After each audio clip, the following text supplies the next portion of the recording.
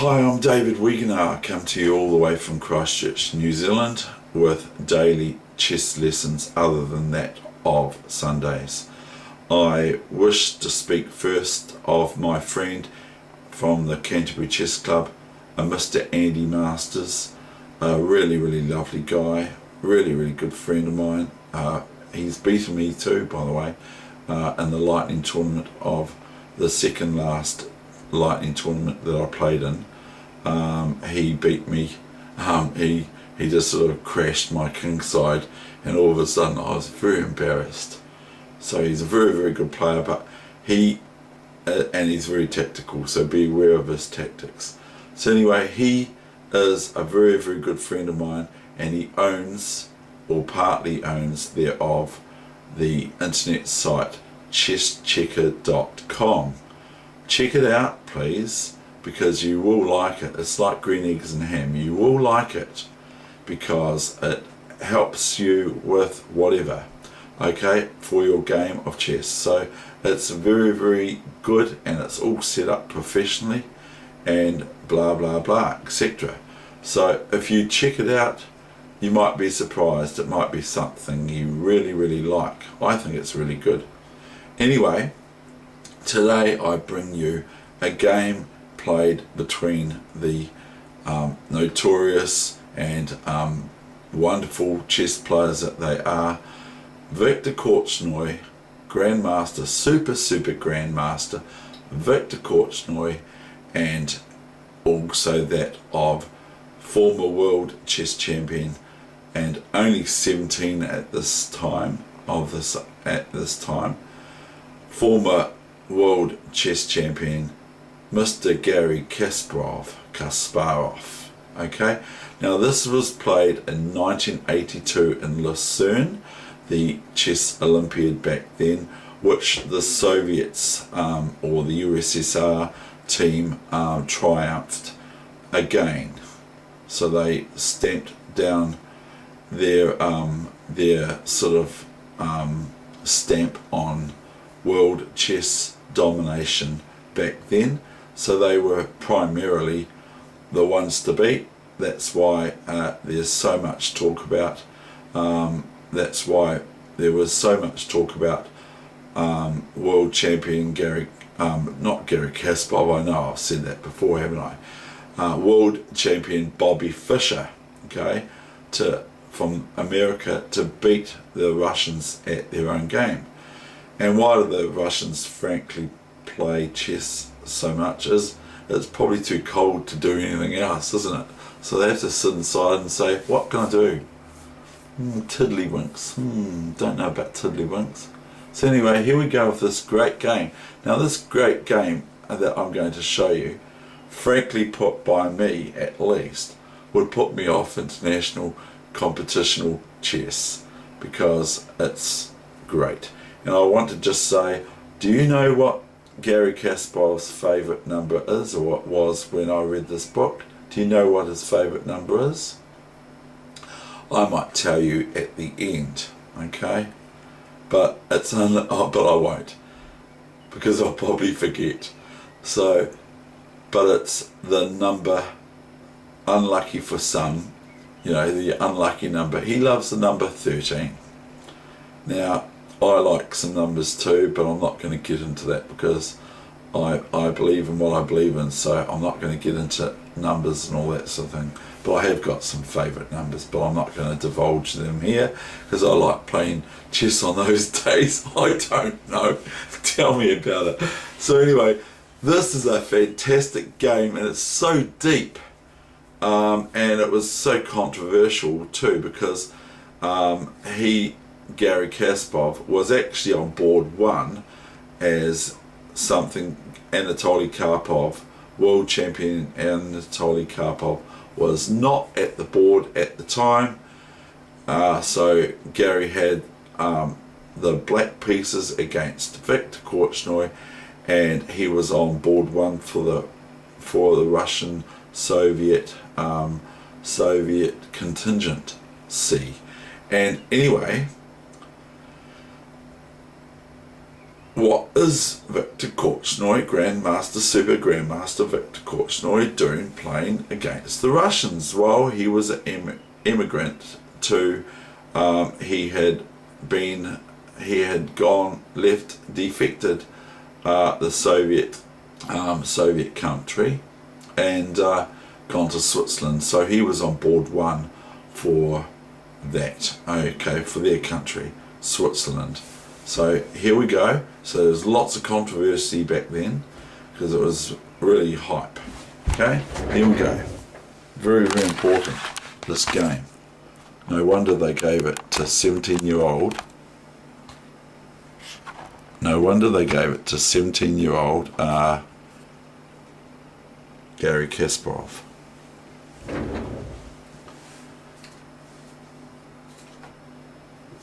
So the Olympiad was the 25th Olympiad of October 30th to November 16, 1982.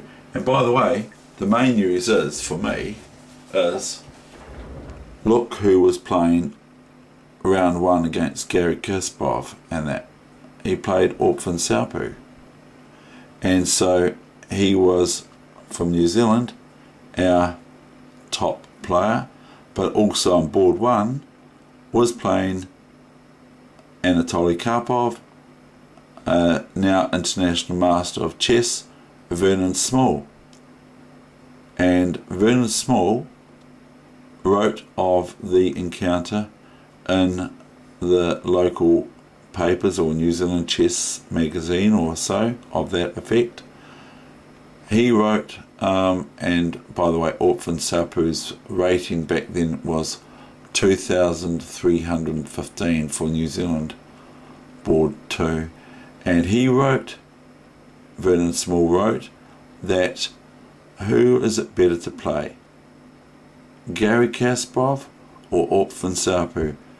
He played Anatoly Karpov, and he said he didn't know who he would rather play, Garry Kasparov, who looks like a storm's going to come out of, lightning storms are going to come out of his eyes, that's my words by the way, or to play the likes of Karpov and just get squeezed at the chessboard and not be able to do anything about it, whereas Garry Kasparov, formidable in the crushing put down of your chess style infliction.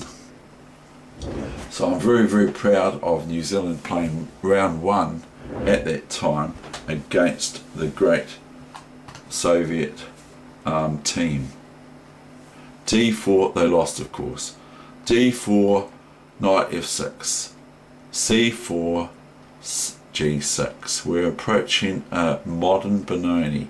g3, bishop g7, bishop g2, and now comes c5. Now you may ask, well, what happens if white now takes the c pawn? Well, you know, just basically speaking, black could play knight here, and this makes it hard to defend it, or queen a5 check. But I'm not entirely sure about the ramifications of if white here takes on c5, but white plays d5. Now this is highly theoretical, this whole system.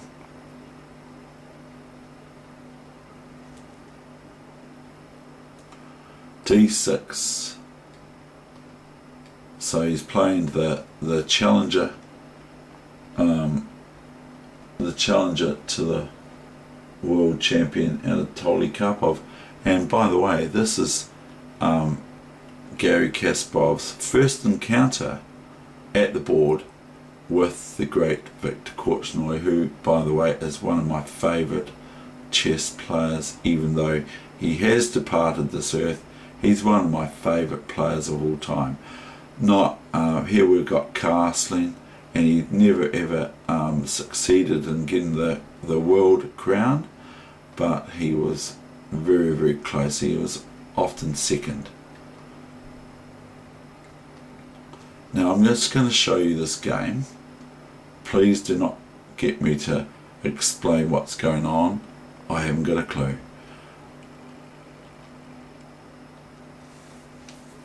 But I will say something about the Benoni, because a very, very strong chess player from New Zealand, I would often play white against this player, stronger than me, and he has a title.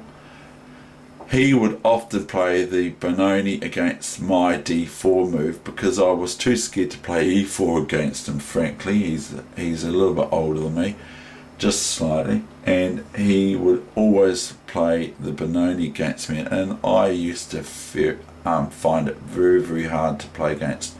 I often got beaten, and he was black.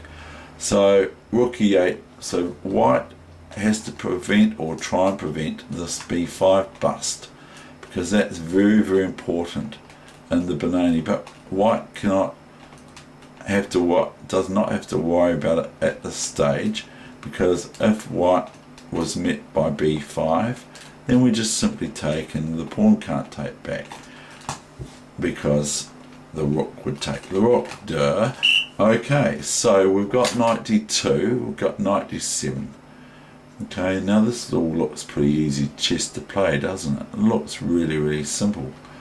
You know, anyone could play this position.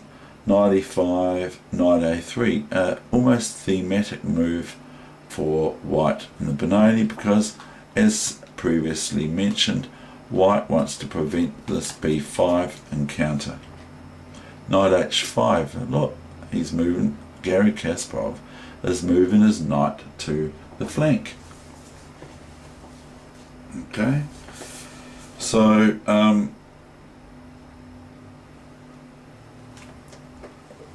hope I didn't put the book in the way. Knight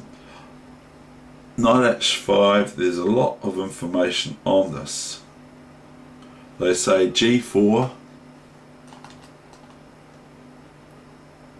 We'll just show you a variation, okay? And then they give bishop g4, h d4, knight g4, and f4, and they also give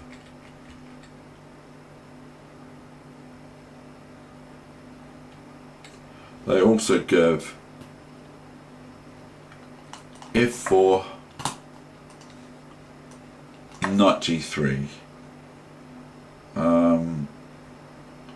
and black is whatever to it just says black's doing it okay, even though they're giving up a piece.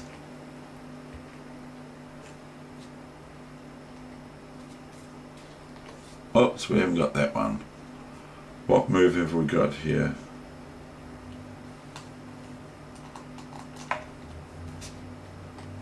e4. Now black plays rook f8 with, just in my words, supporting the f5 break now. King h2, and if you want to have a look at this game, you can find it, of course. It'll be in the database, but it's in Garry Kasparov's book, his book written by himself, Fighting Chess, My Games and Career. f4, b5, ab5, ab5. Look at this. See, we've got all sorts of fireworks happening here. So this is what I'm saying. Imagine playing against this play, and you know, like you've got to hold your head up at the end of the day. You don't want to get if you're one of the world's best chess players in the world, you don't really want to get trundled, do you, by a 17-year-old. It's really sort of like quite not the best done thing. But look at Gary's play here. Look, just absolutely extraordinary. How do you remember all this? I mean, how would you? Well, this knight, he's just leaving. This knight's been attacked, of course, twice. So he can take on d6 with a knight and everything. It's just crazy. Knight a3. And he's leaving this knight here on e5 almost like he doesn't respect the knight can be captured. But the thing is if the capture happens, then black gets a real crazy position with bishop e5, and swaps can happen, and etc. And we're sitting looking at this g3 pawn, which looks quite nice for black to take. And a lot of this was all analysis anyway. They already have this all analysed. Look at this move, queen b2, and now they say rook fb1. Okay, new variation, and they say this throws a spanner in the works. Knight f3. I think that's correct. I'll just have a look. After queen b2.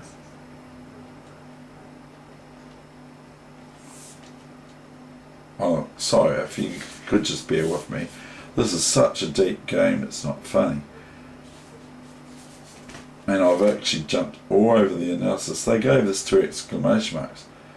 Rook fb1, black's queen is met, to trap black's queen, is met by the winning blow, knight f3, double exclamation mark again. So 2 exclamation marks.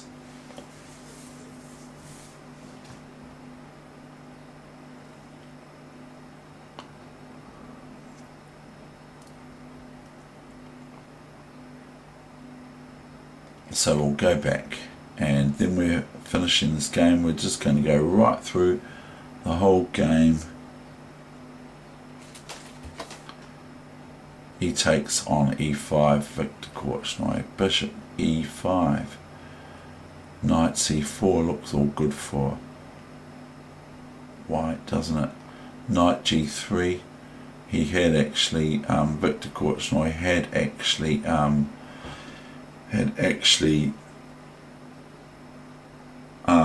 been at a tournament previous to this where he was involved in the post-mortem of this actual variation. So I'm going to be about, this video is going to be about 20 minutes today, but it is a Saturday. Rook f8, rook f8, okay, queen e1, knight e4 check with the bishop on e5. The knight can capture it, but it doesn't. If the knight captures it, we'll just have a look real quickly. New variation, what can happen? Maybe this. And then what is white going to do? And so forth. But anyway, we'll show you the game just for interest's sake, and then I will complete the portion of this lesson.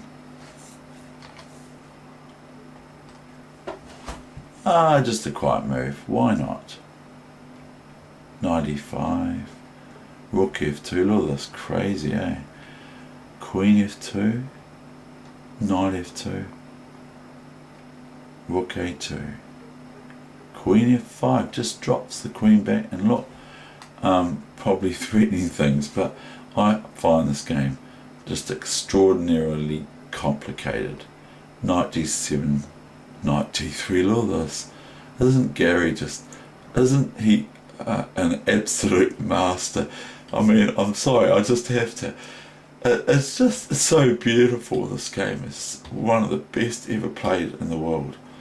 King f6. Imagine you're playing Victor Korchnoi of all things. They gave king f3 as probably nerves and time trouble, and this is really, really final. Here is the point of resignation from the great Victor Korchnoi. What a fantastic game. I'm sorry, I'm just like the grandmasters from when they were watching the round 6 of 1972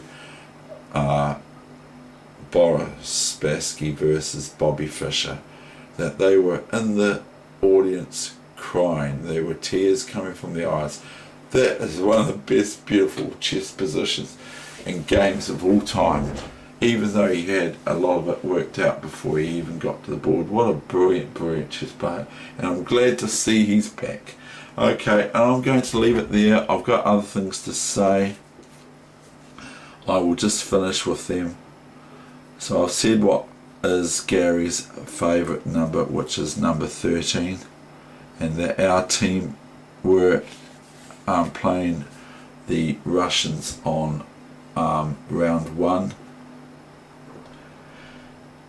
and so, and who would you rather play? I mean, like, that would put you off chess almost, unless you're really, really good, which there's a lot of people like that now.